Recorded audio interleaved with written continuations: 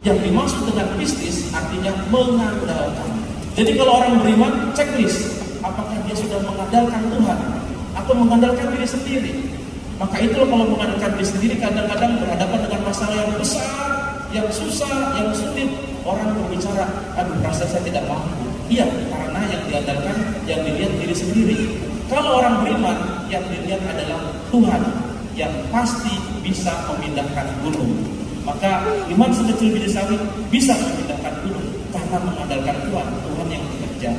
Yang impossible menjadi possible, yang tak mungkin menjadi mungkin bagi Tuhan. Itu yang pertama, checklist.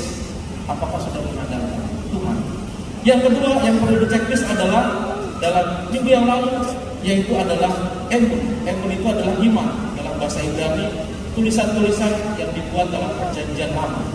Sama, emun ini berbicara soal iman juga, tapi setia. Nah, ini checklist setia.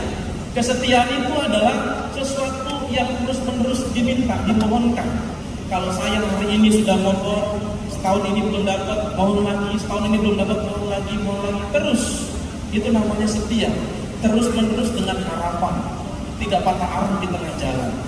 Nah, checklist yang kedua ini, itu baru minggu yang lalu menurut Lukas bab 17 1-10. Dua indikator iman itu apakah sudah ada pada kita.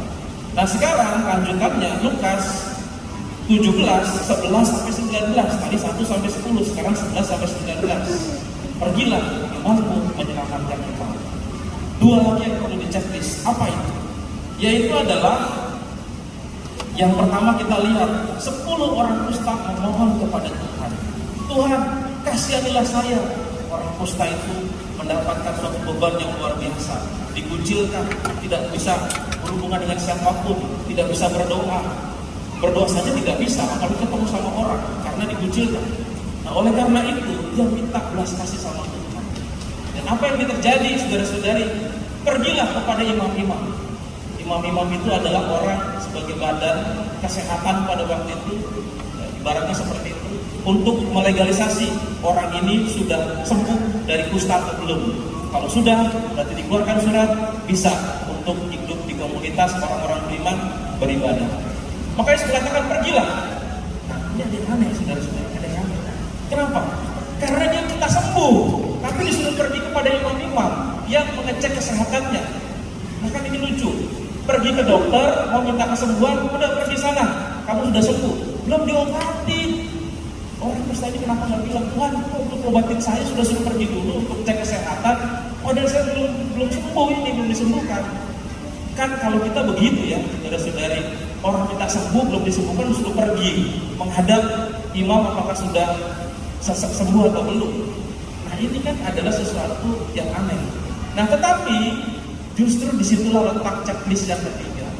Iman itu melakukan kehendak Tuhan, taat pada Tuhan. Ketika dia tidak bertanya apapun, dia percaya, dia taat, dia pergi di tengah jalan, jadilah mukjizat itu sembuh. Itulah iman. Kadang-kadang kita juga kurang seperti itu. Kita lihat atau ingat peristiwa Petrus nangkap ikan semalaman. Dia adalah tukang ikan, maksudnya adalah nelayan. Dari kecil dia nelayan. Semalaman dia nggak dapat ikan. Tiba-tiba anak tukang kayu, maksudnya Tuhan Yesus, bilang, kamu pergi ke situ banyak ikan. Kan dia masuk akal. Saya itu dari kecil nangkap ikan. Tuhan Yesus itu kerjaannya motong-motong kayu karena bapaknya adalah Tuhan Yosef, tukang kayu. Kok bisa anak tukang ikan nyuruh anak nelayan nangkap ikan? Semalaman saya nggak dapat, tapi karena Yesus yang mengatakan, dia pergi ke tengah-tengah dapat ikan penuh. Itulah iman. Taat melaksanakan kehendak Allah. Checklist, apakah itu sudah atau belum? Apakah kita sudah melaksanakan kehendak Tuhan walaupun berat, walaupun tugas-tugas yang kita lakukan susah? Menjadi apa yang sekarang kita lakukan, melayani orang di masyarakat, di lingkungan, tugas-tugas gereja, tugas-tugas negara, tugas-tugas masyarakat. Checklist, apakah saya sudah melakukan dengan sungguh-sungguh ketaatan itu? Baru yang terakhir, checklist yang keempat adalah ketika 10 orang disembuhkan, satu saja yang kembali dan mengucap syukur. Saudara-saudari, apa yang terjadi? Dan ini adalah orang Samaria, orang asing. Keempat, yang checklist ini adalah sesuatu yang penutup paripurna. Ketika orang sudah beriman, dia tidak pertama-tama melihat apa yang nanti akan saya dapatkan, tapi saya melihat apa yang sudah dianugerahkan kepada saya. Nah, makanya dia datang kembali mengucap syukur. Dia merasakan dengan iman, dia merasa diselamatkan. Bukan pertama-tama dia bersyukur atas kesembuhannya, tetapi dikasihani Tuhan. Dikasihani Tuhan, didengarkan Tuhan, sehingga betul-betul dia sembuh. Dan dia kembali sebenarnya adalah mengucap syukur karena diperhatikan Tuhan. Yang keempat ini adalah ucapan syukur, bukan apa yang nanti akan kita dapatkan, tapi apa yang sudah kita terima dan perlu kita rasakan dalam kehidupan kita sehari-hari. Jadi iman yang keempat itu adalah checklistnya, apakah kita sudah bersyukur terhadap anugerah yang sudah kita dapatkan. Anugerah yang sudah didapatkan dalam yang namanya iman itu sejak kita dibaptis sampai sekarang pasti sudah dirasakan. Jadi bersyukur tidak menunggu nanti menunggu berkat yang nanti akan didapatkan, tapi yang sudah didapatkan. Bahkan orang Samaria ini belum dinyatakan bersih karena dia belum menghadap imam itu, tapi dia sudah bersyukur lebih dulu karena sudah merasakan, bukan nanti, tapi yang sekarang yang sudah dirasakan. Itulah checklist hidup beriman. 1, apakah saya sudah mengandalkan Tuhan?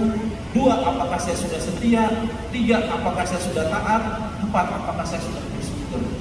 Simple di checklist. Semoga kendaraannya bisa normal, berjalan dengan baik, sehingga kita bisa menghadapi hal-hal yang terjadi di luar dugaan kita, di lapangan, dalam medan kehidupan kita, dalam tantangan hidup kita. Tuhan memberkati kita. Amin. Kita bangkit berdiri.